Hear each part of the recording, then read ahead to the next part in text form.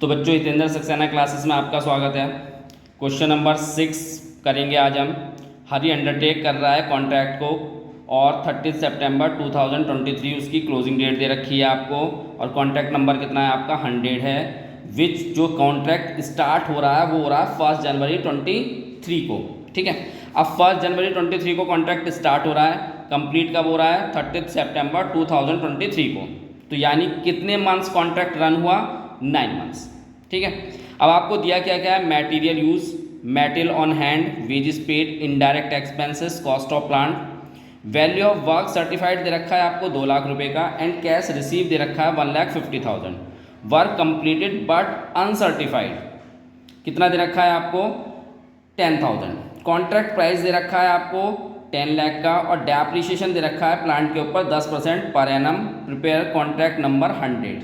आपको ये बताना है कॉन्ट्रैक्ट अकाउंट नंबर 100 बताना है, यानी नॉर्मल कॉन्ट्रैक्ट अकाउंट ही निकलेगा। अब बच्चों देखो, क्वेश्चन में क्या दे रखा है, वर्क सर्टिफाइड दे रखा है। तो वर्क सर्टिफाइड क्या होता है कि आपका कुछ काम तो कंप्लीट हो जाता है, कुछ काम कंप्लीट नहीं होता है। ठीक है, तो उस केस में क्या होता है कि आप कॉन्ट्रैक्ट प्राइस का यूज़ नहीं करेंगे। अभी तक तो आप कॉन्ट्रैक्ट प्राइस का यूज़ कर रहे थे, लेकिन अब आप कॉन्ट्रैक्ट प्राइस का यूज़ नहीं करेंगे, आप वर्क सर्टिफाइड और वर्क अनसर्टिफाइड अगर दिया होगा तो वो ही लेंगे। कैश रिसीव का कोई रोल नहीं है क्वेश्चन के अंदर, बस केवल एक कैलकुलेशन होनी है, वहाँ जाएगा ये कैश रिसीव। ठीक है, तो चलिए इस क्वेश्चन को हम करते हैं पूरा। तो कॉन्ट्रैक्ट अकाउंट एज ऑन 30 सितंबर 2023, आपको क्वेश्चन के अंदर क्या दे रखा है, मटेरियल यूज दे रखा है और मटेरियल ऑन हैंड है। ठीक है, तो आपको करना क्या है कि हमें मटेरियल परचेज लेना होता है। तो टू मटेरियल परचेज, तो अब क्या हुआ कि इतना तो हमने यूज कर लिया 80,000, और 5,000 का इन हैंड है, तो दोनों को मिला के हमने परचेज करा होगा 85,000। उसके बाद मटेरियल इन हैंड, ये हमारा क्रेडिट साइड में आता ही आता है, कितना 5,000। फिर इसने क्या क्या दे रखा है, वेजेस पेड 1 लाख रुपए, इनडायरेक्ट एक्सपेंसेस 4,500, और प्लांट दे रखा है 20,000 रुपये। तीनों ही डेबिट में आएंगे। टू वेजेस 1 लाख रुपए की है, टू इनडायरेक्ट एक्सपेंसेस, शॉर्ट में लिख रहा हूँ कुछ चीज़ें मैं, 4,500, और टू प्लांट है आपके पास 20,000 का। अब जब प्लांट पर एनम दिया होता है तो उस पर डेप्रिसिएशन टाइम बेस पे लगता है, यानी प्लांट का जो डेप्रिसिएशन अगर पर एनम दे रखा है तो उसमें जो डेप लगता है वो टाइम बेस पे लगता है। और यहाँ पे जो कॉन्ट्रैक्ट कितने मंथ्स रन हुआ है, 9 मंथ्स। तो बाय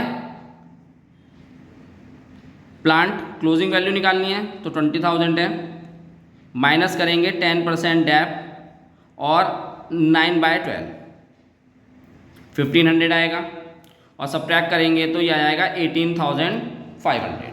ठीक है, वैसे हम कॉन्ट्रैक्ट प्राइस लेते थे, लेकिन आपको वर्क सर्टिफाइड दे रखा है तो इसलिए आप कॉन्ट्रैक्ट प्राइस नहीं लेंगे, और वर्क सर्टिफाइड और अनसर्टिफाइड आता है वर्क इन प्रोग्रेस की हेडिंग में। तो बाय वर्क इन प्रोग्रेस, और यहाँ लेना है आपको वर्क सर्टिफाइड, और वर्क सर्टिफाइड की वैल्यू दे रखी है बच्चों आपको कितने की, 2 लाख रुपए की, और अनसर्टिफाइड कितना है 10,000 है। तो आप ये ले लेंगे वर्क सर्टिफाइड 2 लाख रुपए, ये हो गया, और वर्क अनसर्टिफाइड वो है आपके पास 10,000। ठीक है, अब आप इसका टोटल कर लेंगे और उसके बाद प्रॉफिट निकाल लेंगे। तो आपके पास जो टोटल आएगा इसका 2,33,500, 2,33,500। इसमें से आप सारा सब्ट्रैक्ट करेंगे तो आपके पास 2 नेट प्रॉफिट आएगा 24,000 का। तो 24,000 का नेट प्रॉफिट आ गया आपके पास। अब क्या होता है, जब वर्क सर्टिफाइड क्वेश्चन में दिया होता है तो क्या होता है कि जो ये प्रॉफिट है इसमें से कुछ हिस्सा तो आप P&L में ट्रांसफर करते हैं और कुछ हिस्सा रिजर्व में लेके जाते हैं। ठीक है, तो उसके लिए कंडीशंस होती है कि कब ट्रांसफ़र होना है, और कितना हिस्सा प्रॉफिट में जाना है और कितना रिजर्व में जाना है। ठीक है, तो वो कैसे होना है, तो profit transfer to profit and loss account. तो इसके लिए कंडीशंस होती है कि 1/4 ऑफ कॉन्ट्रैक्ट प्राइस वो लेस होना चाहिए वर्क सर्टिफाइड से। ठीक है, तो जो प्रॉफिट है, जो आपका नेट प्रॉफिट आया है, वो प्रॉफिट एंड लॉस अकाउंट और रिजर्व में ट्रांसफ़र होगा। तो यहाँ पे आपके पास जो कॉन्ट्रैक्ट प्राइस दिया हुआ है बच्चों, वो कितना है, 10 लाख रुपए का। तो इसका आप क्या निकालेंगे, 1/4।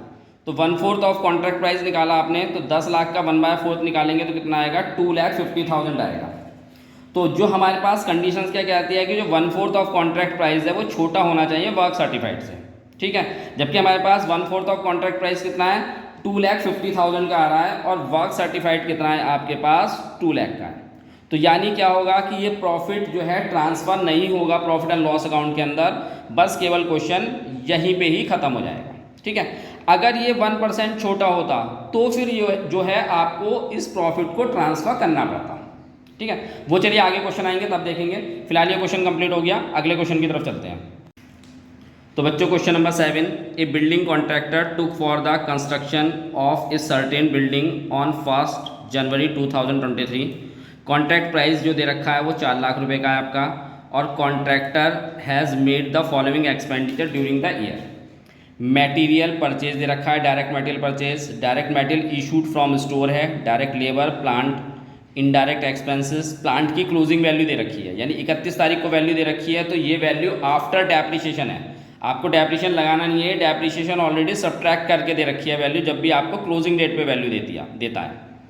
मटेरियल दे रखा है, स्टॉक ऑफ मेटल दे रखा है, एट प्लेस पर दे रखा है, ये प्लेस है ऑफ वर्क पे, तो 31/12/23 को ये भी क्लोजिंग वैल्यू दे रखी है। मेटल रिटर्न टू स्टोर है, वर्क सर्टिफाइड दे रखा है आपको, कैश रिसीव्ड है, और वर्क नॉट सर्टिफाइड है, नॉट येट सर्टिफाइड है ये। ठीक है, यानी अनसर्टिफाइड दे रखा है। तो आपको कॉन्ट्रैक्ट अकाउंट बनाना है 31/12/2023 को। ठीक, तो आपके पास direct material to direct material purchase दे रखा है, कितना है, 20,000 का। मतलब यहाँ तक के सारे एक्सपेंसेस आपके प्लांट तक, यहाँ तक जो है इनडायरेक्ट एक्सपेंसेस तक सारे डेबिट में आएंगे। ठीक है, तो टू डायरेक्ट मटेरियल परचेज हो गया आपके पास, ये है 20,000। फिर to material issued from store आपके पास है 5,000 का। फिर टू डायरेक्ट लेबर, ये है आपके पास 15,000 का डायरेक्ट लेबर। इसके बाद प्लांट दे रखा है 40,000 का, और इनडायरेक्ट एक्सपेंसेस दे रखे हैं आपको 10,000 के। तो टू प्लांट 40,000 और टू इनडायरेक्ट एक्सपेंसेस, ये है आपके पास 10,000 के। ठीक है, इसके बाद मेटल एट साइट दे रखा है, ये प्लांट एट साइट है, मेटल रिटर्न है, ये सारा के सारा वर्क सर्टिफाइड, वर्क अनसर्टिफाइड, ये सारा कहाँ पे आएगा आपका, क्रेडिट साइड में। तो आपके पास by material return to store, metal जो है स्टोर को रिटर्न करा गया है 1,000 रुपये का।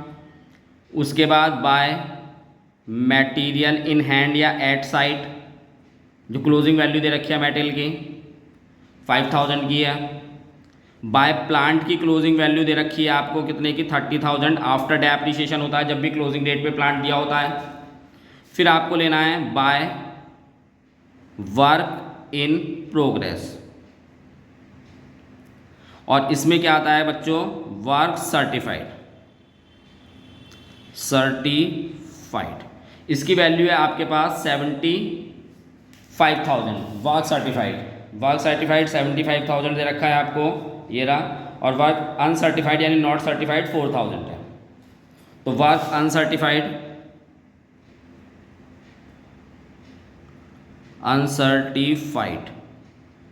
ये है आपके पास 4,000। बस बाकी आपको करना क्या है, इसका टोटल कर लेना है।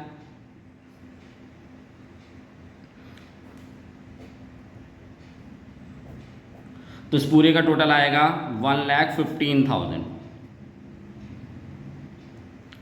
अब इसमें से आप ये सारा सब्ट्रैक्ट कर लेंगे तो आपके पास क्या बचेगा, नेट प्रॉफिट, और ये नेट प्रॉफिट है 25,000 का बचेगा।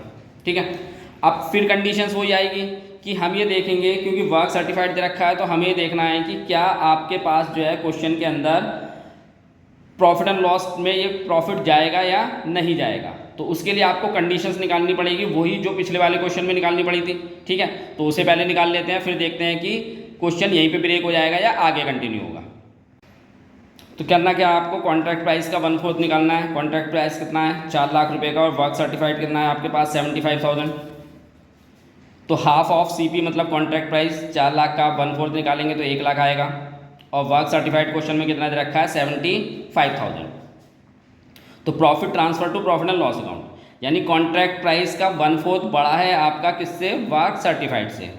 तो कंडीशंस क्या होती है, 1/4 ऑफ जो कॉन्ट्रैक्ट प्राइस होता है वो लेस होना चाहिए वर्क सर्टिफाइड से, जबकि हमारे पास ये क्या आ रहा है, ग्रेटर आ रहा है, बड़ा आ रहा है। तो उस केस में क्या होगा, ये क्वेश्चन यहीं पे ख़त्म हो जाएगा, आगे कंटिन्यू नहीं होगा।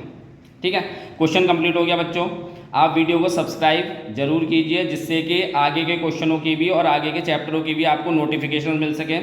पीछे के जितने भी पेपर में क्वेश्चन आए हुए हैं वो सारे के सारे क्वेश्चन भी आपको जो है मैं बताऊंगा, तो इसलिए आप वीडियो को सब्सक्राइब ज़रूर कीजिए। चलिए अगले क्वेश्चन की तरफ चलते हैं।